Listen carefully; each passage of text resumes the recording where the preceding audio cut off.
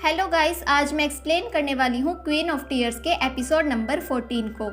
Episode के शुरुआत में हम पास्ट का सीन देखते हैं जब हेन और ह्यूनवू अपने हनीमून पर आए हुए थे। तभी हेन यहाँ पर एक बूढ़े आदमी को देखती है जो कि अपनी वाइफ की ग्रेव पर आया हुआ था।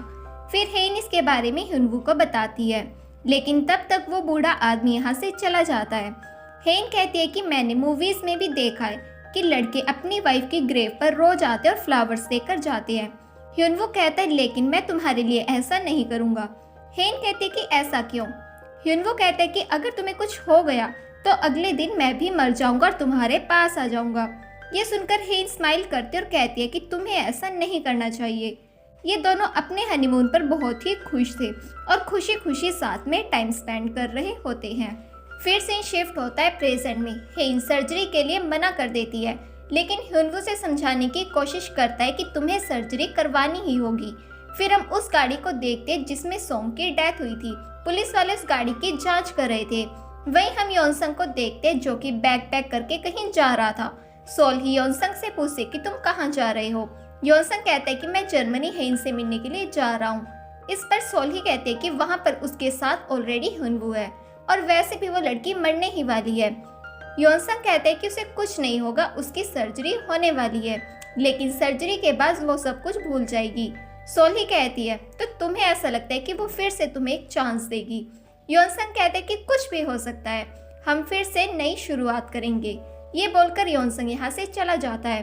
दूसरी तरफ हम ह्यूनवू को देखते हैं। वो हेन के रूम में आता और देखते हैं कि हेन सोई हुई थी, इसलिए ह्यूनवू यहाँ से चला जाता है, लेकिन हेन तो जाग रही थी। फिर ह्यूनवू चर्च में आकर हेन के लिए प्रे करता है। तभी यहाँ पर हेन आती है और उसे पूछती है कि तुम क्या प्रे कर रहे थे।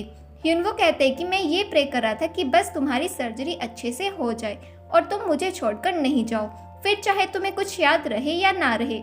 हेन कहते कि इस प्रे का कोई फायदा नहीं है। ये बोलकर हेन यहाँ से चली जाती है।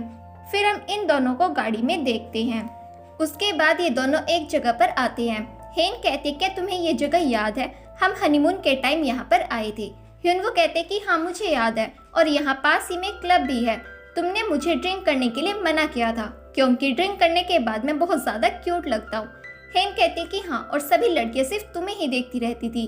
ह्यूनवू कहता है लेकिन मेरी नजर सिर्फ तुम्हारे ऊपर थी। हेन कहते कि अगर मैंने सर्जरी करवा ली तो मैं सब कुछ भूल जाऊंगी। ये जगह मेरे लिए नॉर्मल जगह बन जाएगी और तुम मेरे लिए एक स्ट्रेंजर, इसलिए मैं ये सर्जरी नहीं करवाना चाहती। ऐसी सर्जरी करवाने से अच्छा है कि मैं इन यादों के साथ मरना पसंद करूंगी। इतना बोलकर हेन यहाँ से चली जाती है। अगले सीन में ब्योमजा को देखते हैं। उसे हर जगह योंगसोंग ही दिखाई दे रहा था। वो खुद से कहते कि ब्योमजा खुद को संभालो, चलो शॉपिंग करने के लिए चलते हैं। लेकिन शॉपिंग करने के बजाय वो ह्यूनवू के गाँव आ जाती है और योंगसोंग के घर के बाहर होती है। तभी यहाँ पर सूचोल आता है और ब्योमजा से पूछते कि तुम यहाँ क्या कर रही हो। ब्योमजा कहते कि मैं तुम्हारे लिए पैनकेक्स लेकर आई थी।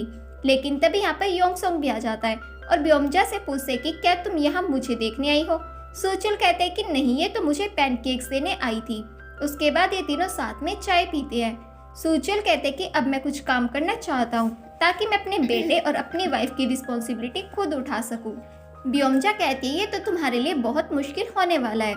उसके बाद सूचुल यहाँ से चला जाता है। ब्योमजा भी यहाँ से जाने लगती है तो योंगसोंग कहता है कि तुम यहाँ दोबारा जरूर आना। ये सुनकर ब्योमजा स्माइल करती है और योंगसोंग भी स्माइल करता है। फिर ब्योमजा यहाँ से चली जाती है। सूचल भी अपने घर आता है तो देखते है कि यहाँ उसके पेरेंट्स होते हैं। सूचल कहता है कि दा हाई कहाँ है। बोंगे कहती है कि वो तुम्हारे बेटे ग्योनवू के साथ बाहर घूमने गई है। तभी यहाँ पर ब्योमजा भी आ जाती है। ब्योमजून इन्हें बताता है कि हेन ने सर्जरी के लिए मना कर दिया है, तो अब हमें क्या करना चाहिए।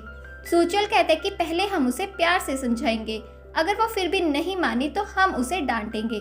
फिर ये हेन को वीडियो कॉल करते हैं। हेन काफी सैड होती है। ब्योमजा कहते हैं कि तुम्हें ये सर्जरी करवानी चाहिए, इससे तुम्हारी याददाश्त जा सकती है, लेकिन ये भी तो सोचो कि इससे तुम्हारी सारी बैड मेमोरीज भी गायब हो जाएगी। फिर ब्योमजून भी हेन को समझाता है और साथ में ये भी कहते हैं कि तुम ह्यूनवू पर गुस्सा मत करना, मैंने ही उसे कहा था कि ये बात हेन को मत बताना कि सर्जरी से तुम्हारी याददाश्त भी जा सकती है। हेन कहती कि मैं बस सर्जरी इसलिए नहीं करवाना चाहती क्योंकि अभी मैं आपको जानती हूँ, आप सब मेरी फैमिली हो, लेकिन सर्जरी के बाद आप सब मेरे लिए स्ट्रेंजर बन जाओगे। ये सुनकर ब्योमजून भी इमोशनल हो जाता है और हेन से कहते कि तुम अभी रेस्ट करो, हम तुमसे बाद में बात करेंगे। फिर ये कॉल कट कर देते हैं। वहीं हम बाहर दा हाई को देखते हैं। तभी यहाँ पर सोल्ही आती है। दा हाई उसे पूछती कि तुम यहाँ क्या कर रही हो। सोल्ही कहते कि जो तुम यूएस से लेकर आई थी मुझे वो चाहिए। दा हाई कहते कि वो तो मैं तुम्हें नहीं दूंगी, वो मैं पुलिस को दे दूंगी। सोल्ही कहते कि तुम्हें यहाँ नहीं आना चाहिए था और तुम तो एक माँ हो, तुम्हें ऐसी बातें नहीं करनी चाहिए। अगर तुम्हें कुछ हो गया तो तुम्हारे बेटे की देखभाल कौन करेगा? तुम्हें क्या लगता है कि ये फैमिली तुम्हारे बेटे को संभालेगी, जो कि उनका वंश है ही नहीं? तभी यहाँ पर किम सुन भी आ जाती है, जो कि इनकी बातें सुनने लगती है। दा हाई सोल्ही से कहते कि अगर तुमने मेरी फैमिली और सूचिल को नुकसान पहुंचाने की कोशिश भी की तो मैं तुम्हें नहीं छोड़ूंगी। किम सुन इनके पास आती है। सोल्ही किम सुन से कहते क्या तुम जानती हो कि दा हाई कौन है? किम सुन कहती कि मैं नहीं जानना चाहती और फिर वो दा हाई के बेटे ग्योनवू को लेकर यहाँ से चली जाती है। फिर सीन शिफ्ट होता है और हम ह्यूनवू को डॉक्टर के साथ देखते हैं। डॉक्टर से बताता है कि हमने आपको हेन की सर्जरी के रिस्क के बारे में बता दिया है। अब ये आप पर डिपेंड करता है कि आप उसकी सर्जरी करवाना चाहते हैं या फिर नहीं। फिर ह्यूनवू हेन को देखने के लिए उसके रूम में आता है, लेकिन हेन यहाँ पर नहीं होती। वहीं हम हेन को चर्च में देखते हैं, लेकिन जब ह्यूनवू चर्च में आता है तो वो चर्च के अंदर भी नहीं होती। यहाँ पर बहुत से लोगों की प्रेयर्स होती है। तो ह्यूनवू देखते हैं कि हेन ने भी यहाँ पर अपनी विश लिखी हुई थी। हेन ने लिखा था कि भगवान मैं ये नहीं चाहती कि आप मुझे बचाओ, मैं बस ये चाहती हूँ कि आप मुझसे मेरी मेमोरी मत छीनो। फिर ह्यूनवू बाहर आता है तो देखता है कि हेन यहाँ बैठकर रो रही थी। वो यहाँ से जाने लगती है तो ह्यूनवू से हक कर लेता है। हेन कहते हैं कि मैं सर्जरी नहीं करवाना चाहती, मैं तुम्हें भूल जाऊंगी। ये सुनकर ह्यूनवू भी रोने लगता है और कहता है कि अगर ऐसा हुआ तो तुम बिल्कुल भी चिंता मत करना, मैं फिर से ड्रिंक करूंगा और तुम्हारे सामने क्यूट बनूंगा, तुम फिर से मेरे प्यार में पड़ जाओगी, हम फिर से नई शुरुआत करेंगे। लेकिन हेन फिर भी नहीं मानती। उसके बाद ये दोनों एक रेस्टोरेंट में आते हैं। सारी लड़कियां ह्यूनवू को ही देख रही थी। ये देखकर हेन को गुस्सा आता है। वो ह्यूनवू को अपनी रिंग दिखाते और कहते हैं कि हम दोनों मैरिड हैं, तुम दूसरी लड़कियों को इम्प्रेस करना बंद करो। अगले सीन में क्वीन डिपार्टमेंट में सभी एम्प्लॉयज को देखते हैं, साथ में सेक्रेटरी ना भी होती है। ये सब हेन के बारे में ही बात कर रहे थे कि ठीक होने के बाद हेन को यहाँ वापस आ जाना चाहिए। योनसंग के साथ काम करके हम सब सफोकेट फील कर रहे हैं। फिर हम यंकी को देखते हैं। वो ह्यूनवू को कॉल करके बताते हैं कि सोंग का मर्डर हो गया है। उसके बाद हम पुलिस में देखते हैं, इन्हें गाड़ी से फिंगरप्रिंट्स मिल गए थे। ये कहते हैं कि हमें वारंट जारी करना होगा और उसकी लोकेशन को भी ट्रैक करना होगा। अगले सीन में हम सोल्ही और ग्रेस को देखते हैं। सोल्ही कहते हैं कि मैं दा हाई से मिली थी, मुझे नहीं पता था कि वो इतनी बेवकूफ़ है, वो मेरे रास्ते में प्रॉब्लम क्रिएट कर सकती है, इसलिए उससे निपटने के लिए मैंने उसके एक्स बॉयफ्रेंड जुनहो को कॉल की है। ग्रेस सोल्ही से पूछे कि क्या तुमने अपने आदमी जर्मनी भेजे हैं? सोल्ही कहते हैं कि हाँ। फिर ग्रेस अपने रूम में आते और खुद से कहते हैं कि मुझे लगता है कि वो हेन को नुकसान पहुंचा सकती हैं, इसलिए वो ह्यूनवू को कॉल करते और कहते हैं कि जब तक तुम वापस नहीं आते अपना और हेन का ध्यान रखना। ये बोलकर वो कॉल कट कर देती है। हालांकि वो ये नहीं बताती कि यहाँ क्या चल रहा है। ग्रेस की बातें सुनकर ह्यूनवू को थोड़ा शक होता है तो वो भागते हुए गाड़ी में हेन को देखने के लिए आता है। लेकिन तभी यहाँ पर एक ट्रक आता है और वो ह्यूनवू की गाड़ी को टक्कर मारकर यहाँ से चला जाता है। ये देखकर ह्यूनवू काफी डर जाता है। इस गाड़ी में आग भी लग गई थी। ह्यूनवू गाड़ी का दरवाजा खोलने की कोशिश करता है लेकिन वो नहीं खुलता, तो ह्यूनवू पंच मार के गाड़ी के शीशे को तोड़ने लगता है। ह्यूनवू देखते हैं कि गाड़ी में हेन नहीं है। तभी यहाँ पर हेन आती है और वो ह्यूनवू को आवाज लगाती है। ह्यूनवू रोते हुए हेन के पास आता है। वो बहुत ही डरा हुआ था। हेन उसे पूछती है तुम ठीक तो हो ना? तो वो ह्यूनवू के हाथ को देखती है। उसे बहुत चोट लगी हुई थी और काफी खून बह रहा था। ह्यूनवू कहता है मुझे लगा कि मैंने तुम्हें हमेशा हमेशा के लिए खो दिया, और वो नीचे बैठकर जोर जोर से रोने लगता है। हेन ह्यूनवू को हक करती और कहती है कि मैं बिल्कुल ठीक हूँ। उसके बाद हेन उसे अंदर लेकर आती है और उसके हाथ पर पट्टी करती है। हेन कहती है क्या मेरे मरने के बाद भी तुम ऐसे ही रोगे? ह्यूनवू कहता है कि हाँ। हेन कहती है पर मैं ऐसा नहीं चाहती। ह्यूनवू कहता है कि ऐसा क्यों?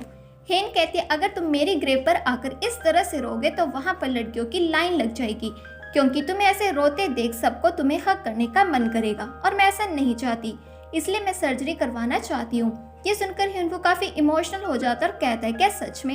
हेन कहती है कि हाँ, मुझे पता है कि मेरी मेमोरी चली जाएगी, लेकिन अब मैं तुम्हें और नहीं रुला सकती, मैं तुम्हें खोना नहीं चाहती, भले ही मैं खुद को भूल जाऊं। तो ह्यूनवू से हक कर लेता है और कहता है कि मैं हमेशा तुम्हारे साथ रहूंगा। फिर वो हेन से पूछता है वैसे तुम गाड़ी के बाहर कब आई? तो हेन कहते कि जब मैं गाड़ी में बैठी हुई थी तो मैंने वहाँ उसी आदमी को देखा था जो कि उन लीव वाली की चेन को बेचता था। मैंने उसे की चेन भी ली है जो कि वो ह्यूनवू को देती है। फिर से शिफ्ट होता है और हम मी सेओन को देखते हैं। वो ह्यूनताई से कहते हैं कि मुझे लगता है कि मुझे डाइवोर्स ले लेना चाहिए। मेरा हस्बैंड इतना बिजी है कि वो मुझसे मिलने भी नहीं आ सकता। अपने बेटे को मैंने अब्रॉड भेजा है और मुझे तो नहीं लगता कि उसे मेरी याद आती होगी। ह्यूनताई कहता है कि इस वजह से तुम डाइवोर्स ले रही हो। मी सेओन कहते हैं कि नहीं, मुझे लगता है कि वो मुझे चीट कर रहा है। मैंने एक बार उसे कॉल की थी, लेकिन उस समय एक अमेरिकन लड़की ने कॉल पिक की थी। मी सेओन रोते हुए ह्यूनताई को ये सब बताती है।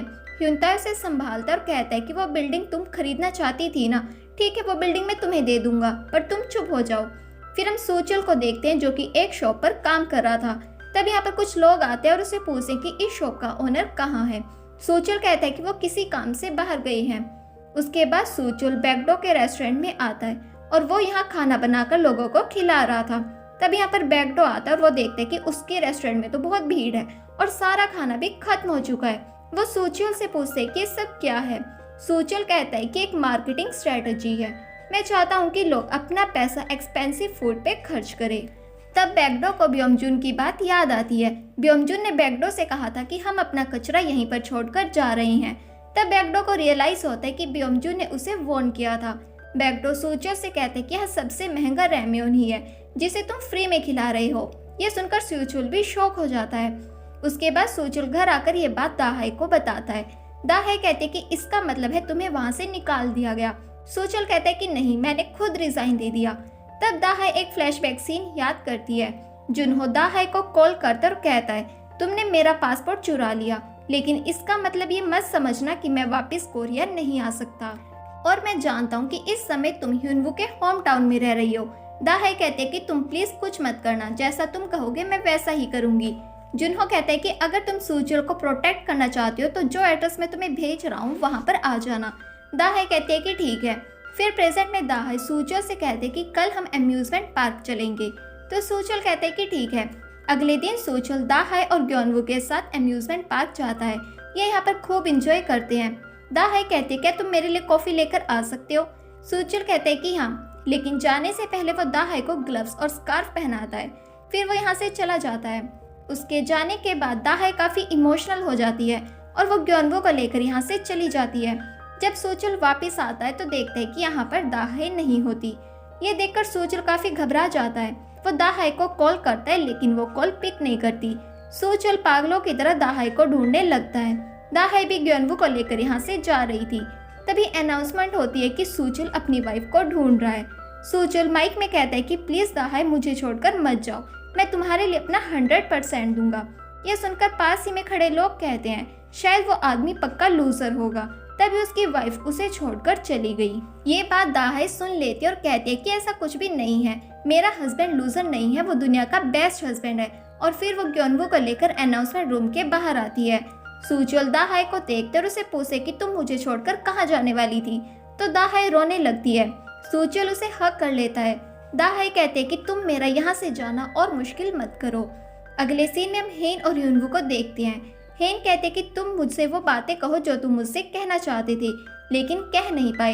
ह्यूनवू कहते कि तुम्हें याद है कि तुम चाहती थी कि मैं हमेशा हमारी एनिवर्सरी याद रखूं, लेकिन जब मैंने तुम्हारे लिए सरप्राइज प्लान किया तब तुम मुझसे नाराज हो गई, और उसके बाद जब मैंने हमारी एनिवर्सरी पर कुछ नहीं किया तब भी तुम मुझसे नाराज हो गई। तो हेन कहती है कि तुम्हें मुझसे प्यार से बात करनी चाहिए थी। ह्यूनवू कहते कि मैं तुमसे प्यार से बात कैसे करता, तुम तो हमेशा ही मुझसे नाराज रहती थी। हेन कहती है कि ऐसा नहीं है। तो ह्यूनवू कहता है कि मैं तुमसे बहुत प्यार करता हूँ और बस यही चाहता हूँ कि तुम हमेशा मेरे साथ रहो। हेन उसे एक डायरी दिखाती है और कहती है कि इसमें मैंने अपनी लाइफ के बारे में सब कुछ लिखा है, मेरी याददाश्त जाने के बाद ये डायरी मेरी हेल्प करेगी, तो तुम इसे मेरे लिए संभाल के रखना। फिर हम ह्यूनवू और हेन की फैमिली को देखते हैं। सभी काफी डरे हुए थे कि हेन की सर्जरी का टाइम हो चुका है। वहीं हम देखते हैं कि हेन को सर्जरी के लिए ले जा रहे थे। हेन रोते हुए ह्यूनवू से कहती है सर्जरी के बाद जब मैं अपनी आंखें खोलूं तो तुम प्लीज मेरे सामने ही रहना। ह्यूनवू कहता है कि ठीक है। उसके बाद हेन को अंदर ले जाते हैं। ह्यूनवू काफी डरा हुआ था और वो रोने लगता है। तब यहाँ पर पुलिस आती है। वो ह्यूनवू से कहते हैं कि सोंग को मारने की जुर्म में आपको अरेस्ट किया जाता है। ह्यूनवू कहते हैं कि ऐसा नहीं है, आपको जरूर कोई मिसअंडरस्टैंडिंग हुई है। वो ह्यूनवू को लेकर यहाँ से जाने लगते हैं। ह्यूनवू कहते हैं कि मैं आपके साथ नहीं आ सकता, यहाँ मेरी वाइफ की सर्जरी हो रही है। तब यहाँ पर योनसंग आता है। उसे देखकर ह्यूनवू शॉक हो जाता है। योनसंग उसे कहते हैं कि तुम हेन की चिंता मत करो, मैं उसका ख्याल रखूंगा। फिर हम देखते हैं कि हेन की सर्जरी कंप्लीट हो जाती है। उसे रूम से बाहर लाया जा रहा था। ह्यूनवू हेन के पास जाने की कोशिश करता है, लेकिन पुलिस उसे यहाँ से ले जाती है। उसके बाद ये न्यूज़ टीवी में भी आ जाती है कि ह्यूनवू को अरेस्ट कर लिया गया है। ये देखकर हेन की फैमिली काफ़ी घबरा जाती है कि अब हेन के पास कौन है, तो वो हॉस्पिटल के नंबर पर कॉल करते हैं। योनसन कॉल पिक करता है और कहता है कि तुम हेन की चिंता मत करो, मैं उसका ध्यान रखूंगा। हेन की फैमिली कहते हैं कि हम कल वहाँ पर आ जाएंगे। योनसन कहते हैं कि आप पर माल प्रैक्टिस का इल्ज़ाम लगा है और आपकी इन्वेस्टिगेशन भी शुरू होने वाली है, तो आप तो यहाँ आ ही नहीं सकते। ये सुनकर हेन की फैमिली को गुस्सा आ जाता है। योनसन कहते हैं कि आप हेन को मेरे हवाले छोड़ दो, मैं उसका ध्यान रखूंगा, और फिर योनसन कॉल को कट कर देता है। उसके बाद हम देखते हैं कि हेन को होश आ गया था। वो सबसे पहले ह्यूनवू का नाम लेती है। योनसन कहते हैं तो तुम्हें ये नाम याद है? हेन कहते हैं कि हाँ, मुझे सिर्फ ह्यूनवू का ही नाम याद है। योनसन हेन को अपनी और उसकी फोटो दिखाता और कहता है हम दोनों कॉलेज टाइम में डेट कर रहे थे, लेकिन हमारा ब्रेकअप हो गया। फिर भी हम एक दूसरे को प्यार करते हैं, और ह्यूनवू तुम्हारा एक्स हस्बैंड है। क्योंकि उसने तुम्हें चीट किया था तो तुमने उसे डाइवोर्स दे दिया, लेकिन तुम चिंता मत करो, मैं हमेशा तुम्हारे साथ रहूंगा। दूसरी तरफ हम ह्यूनवू को जेल में देखते हैं, जो कि काफ़ी सैड होता है और बाहर स्नोफॉल को देख रहा था और हेन की बात को याद करता है। जब हेन ने उसे कहा था मुझे तो लगा था कि मैं इस साल की स्नोफॉल देख ही नहीं पाऊंगी, और ये याद करके ह्यूनवू रोने लगता है। फिर से शिफ्ट होता है और हम हेन को देखते हैं। वो अपने हाथ की नेल पेंट देखती है और ये देखकर उसे हार्ट में पेन होने लगता है। वो खुद से कहती है कि मुझे इतनी पेन क्यों हो रही है, ऐसा लगता है कि मैं बहुत दर्द में हूँ, और उसकी आंखों से आंसू आने लगते हैं। एपिसोड के लास्ट में हम सर्जरी से पहले का सीन देखते हैं। हेन ह्यूनवू से कहते हैं कि मुझे अपने कॉलेज टाइम के बारे में बताओ। ह्यूनवू कहता है कि मेरी कॉलेज लाइफ इतनी अच्छी नहीं थी, तो बताने के लिए कुछ भी नहीं है, वैसे तुम क्यों पूछ रही हो? हेन कहते कि बस ऐसे ही। फिर हम देखते हैं कि जब हेन को सर्जरी के लिए ले जा रहे थे तो वो बस ह्यूनवू का ही नाम ले रही थी, और खुद से कहते कि प्लीज हेन ह्यूनवू का नाम कभी मत भूलना। उसकी आंखों से आंसू भी आ रहे थे। और इसी के साथ ही एपिसोड यहीं पर खत्म हुआ। आपको ये वीडियो कैसी लगी कमेंट सेक्शन में ज़रूर बताएं।